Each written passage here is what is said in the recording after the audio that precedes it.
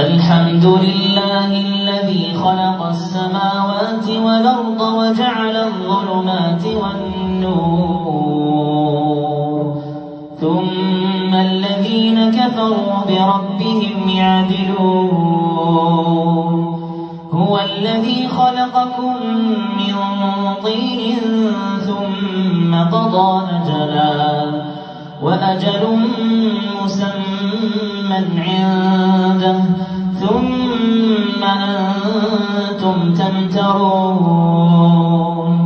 وهو الله في السماوات وفي الأرض يعلم سركم وجهركم ويعلم ما تكسبون وما تاتيهم من آية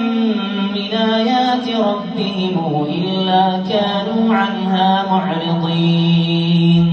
فقد كذبوا بالحق لما جاءهم فسوف ياتيهم أنباء ما كانوا به يستهزئون